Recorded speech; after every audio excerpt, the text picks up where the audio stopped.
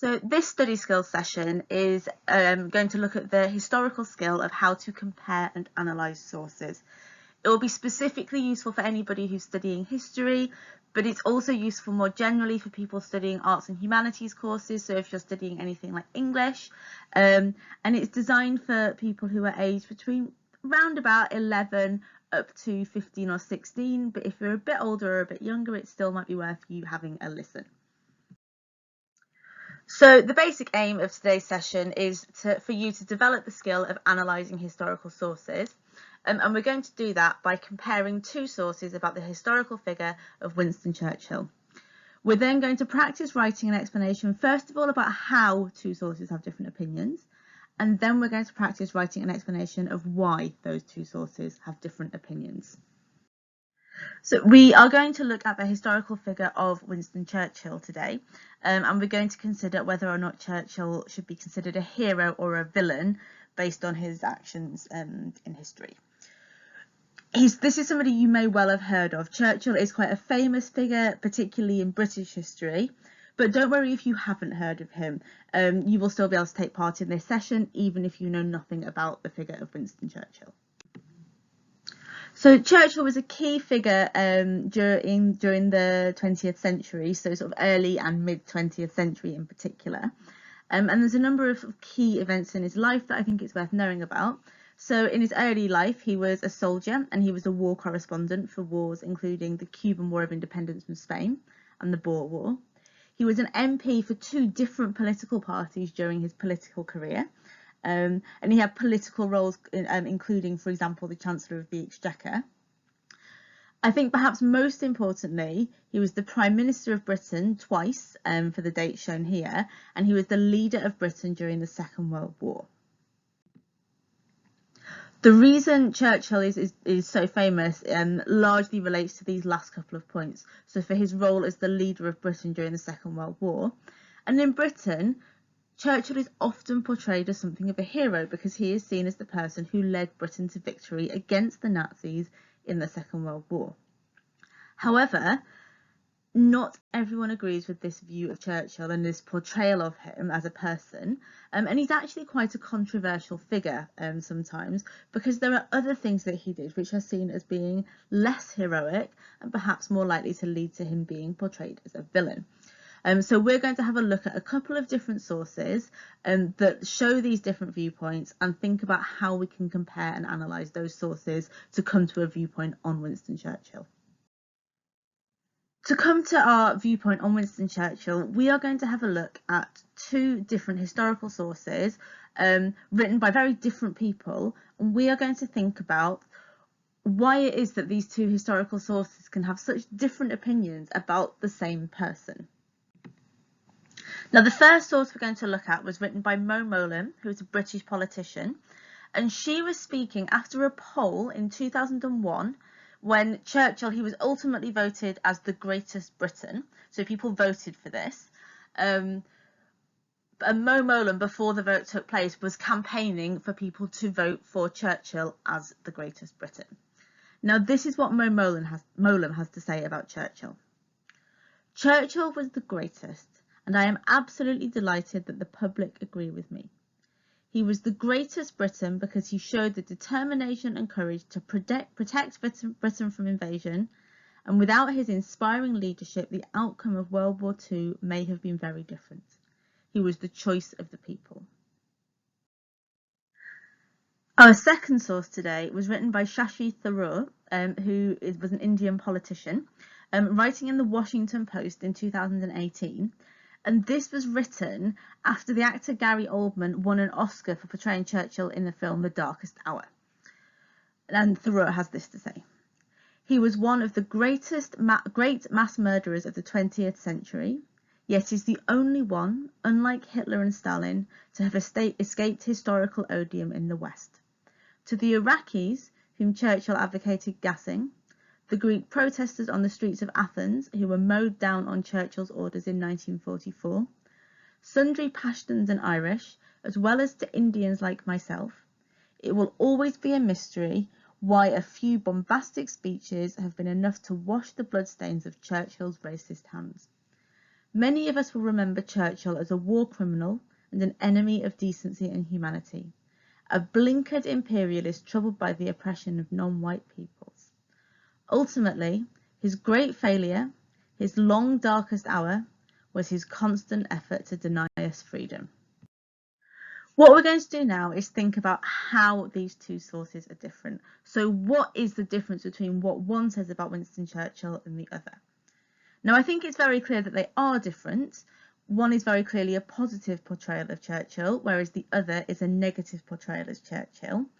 And what we want to do is try and summarise the positive views of one source and the negative views of other. And as historians, we want to go beyond just that general kind of one is positive, one is negative, and we want to really drill down into the detail of these sources, pick out information and show how do those views differ. So not just one's good, one's bad, but what does the positive source say about Churchill? What does the negative source say about Churchill? And that's what we're going to look at next. In order to really get into the detail of what these sources say, we're going to read through them again. And what I'm going to ask you to do is to have a think about picking out key phrases in this source that show Mo Molan's positive view of Winston Churchill, because I think we can agree that this is quite a positive source. What you might want to do now is pause the video for a couple of minutes, have a read through and take a note of some key words or phrases that Mo Molan uses that show that she has a positive interpretation of Winston Churchill. So just take a couple of minutes, take a note of those, and then when you're ready, press play again. So what I've got here are the examples that I've chosen from this source of those key words and phrases. You might have similar ones, you might have some that are a bit different, that's fine, but we're going to use these as the basis for our discussion. So what we've got here is a list of words that Mo Molan has used to show that positive interpretation of Churchill. So she describes him as the greatest, she describes him as the greatest Briton, she talks about his determination and his courage, so quite positive attributes. She talks about how he protected Britain from invasion. She talks about his inspiring leadership, and she suggests that he was the choice of the people.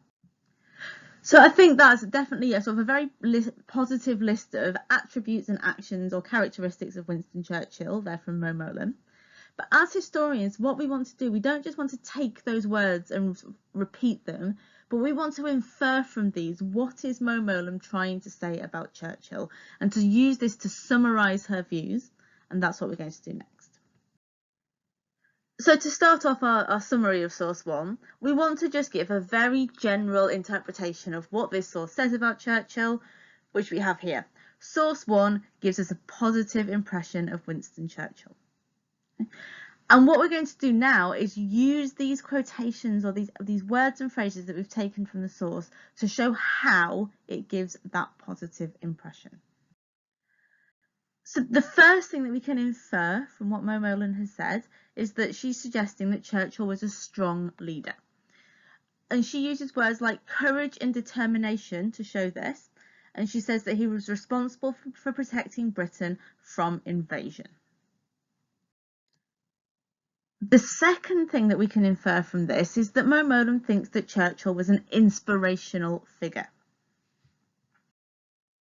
And in order to demonstrate that Churchill was an inspirational figure, again, we've got some evidence taken from the source.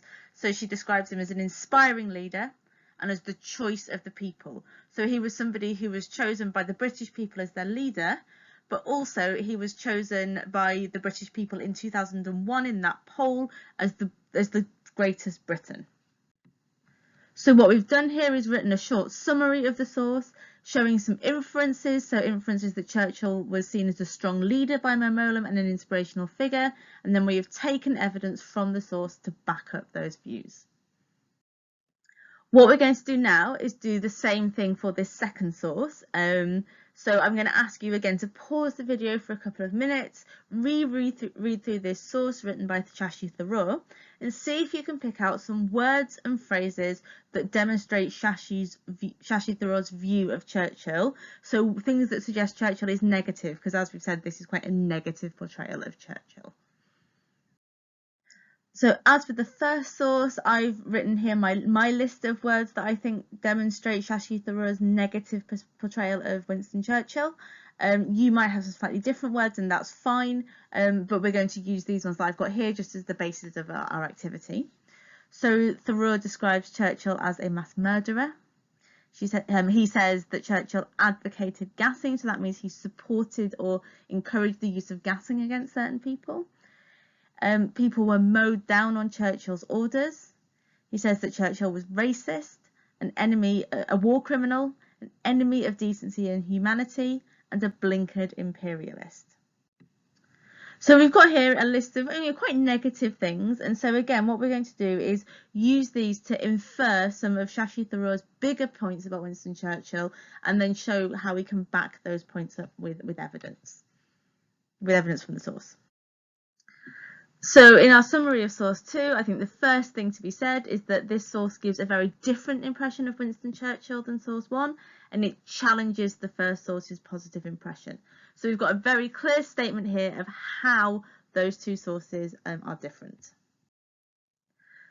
So source 2, it describes Churchill as a mass murderer and a war criminal, and as somebody who advocated gassing.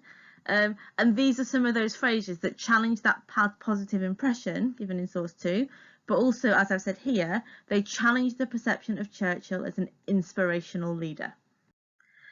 So the source also challenges the idea of Churchill as being a great leader, and it suggests that some of his values are not those that you would attribute to a great leader.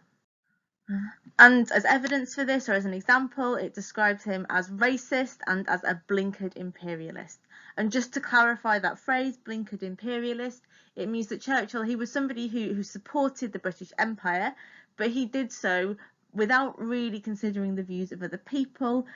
So to be blinkered means you kind of follow on one path that you think is the right path, but you don't necessarily think about how it might affect other people or other factors than the things that you're thinking of.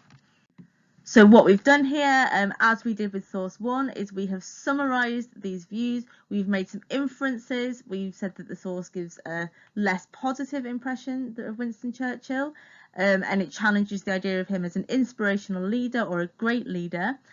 It suggests that he has some values that would not fit with those interpretations.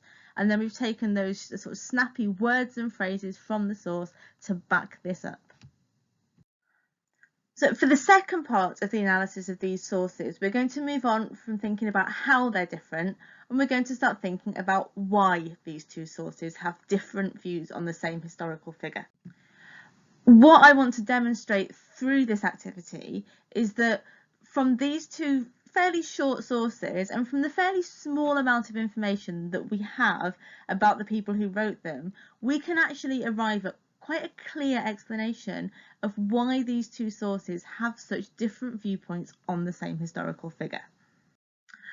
What I'm going to ask you to do again now is have a look at this source, pause the video for a minute or two, and see if you can pick out any key words or phrases from this source that give an indication about why Momolam might have the view that she does in this source. So again, I've pulled out some of the words and phrases that I think can help us here. And here I've just got some of those words and phrases that I think give us an indication of why this source might express the views that it's expressing about Winston Churchill. So the source makes reference to the public. It refers to Churchill as the greatest Briton. And I think this is probably the most important bit. It says that without Churchill and without his leadership, the outcome of World War II may have been very different. Now, we'll come on shortly to how we might interpret that further and write that up. But before we do, I just want to spend a second thinking about the small amount of information we've got here at the bottom about who it was who wrote the source. So it's Momolam. She's a British politician, which I think is important. And she was speaking about this after Churchill was voted the greatest Briton in that 2001 poll. Now, as a British politician, it's perhaps likely, and as somebody also who was speaking for Churchill in this poll, it's likely that Momolam is somebody who's perhaps receptive to the views of other British people, and the views that she's expressing might not be just her own views, but they might well be views that other people in Britain might express. And that's something that you'll see why that's significant in a few minutes. So we'll move on to this next source now, and what I'd like you to do, as previously, is just pause the video for a couple of minutes, have a read through and see if you can pick out any words and phrases that you think give us clues as to why Shashi Tharoor might have the interpretation of Churchill that he does. So again, I've highlighted here the words and phrases that I think can help us in understanding why Shashi Tharoor has such a different viewpoint to Mo Mowlam. This is quite a long source. You might have some different words and phrases yourself. That's absolutely fine. But I think these are probably the ones that for me give the biggest clues, so that these are the ones I'm going to talk through. So phrases he used, he mentions the Iraqis, he mentions Greek protesters, he mentions sundry Pashtuns and Irish. He reckons Indians like myself. He suggests that Churchill was untroubled by the oppression of non-white peoples. And he refers to Churchill's constant effort to deny us freedom. Now, for me, the key phrase here is when Shashi Tharoor refers to Indians like myself. Right? Because what this tells us is that he's writing from a different viewpoint to Mo Mowlam. He's not writing from a British viewpoint. Shashi Tharoor is an Indian member of Parliament. He's an Indian writer. And so his viewpoint is coming from one that is very different to that of Mo Mowlam.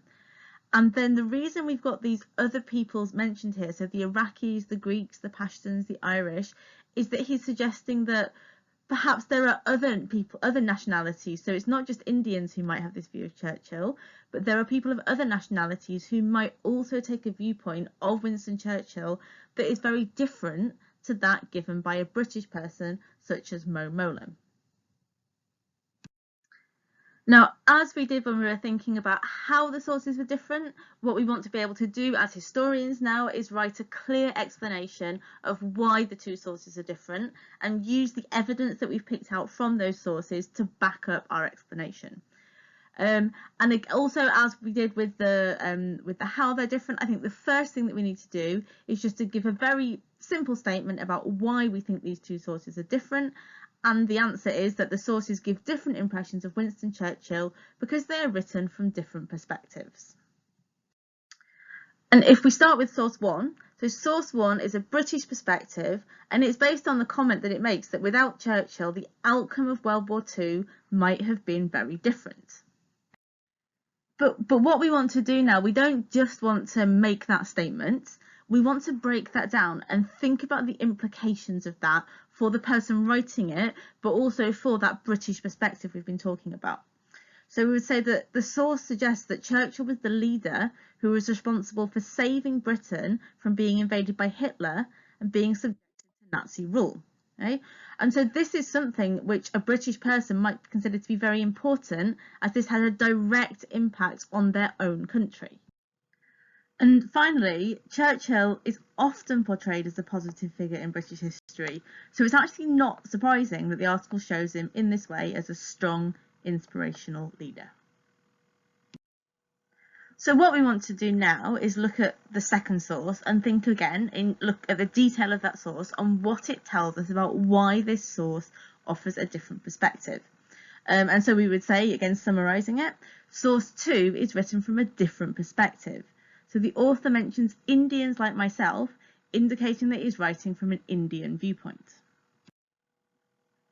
And he then mentions that there are also other groups that might share his critical perspective on Churchill, so Iraqis, Greeks, Pashtuns and Irish. And again, we can break this down and think about what is it about this that means that these groups are likely to have different viewpoints. And that's that these are groups that are less likely to be swayed in their opinion by Churchill's defence of Britain during the Second World War, and they are more likely to be concerned with his other views and actions. And then again, we want to use evidence from the source to back this up, so pick up those words and those phrases. So the source indicates that he was somebody who supported the oppression of non-white peoples and had denied those people freedom. And this explains why people from these countries, so for example, the author of this piece is Indian, and explains why people from countries that he treated in this way might perceive Churchill as racist, an enemy of decency and humanity, and a war criminal.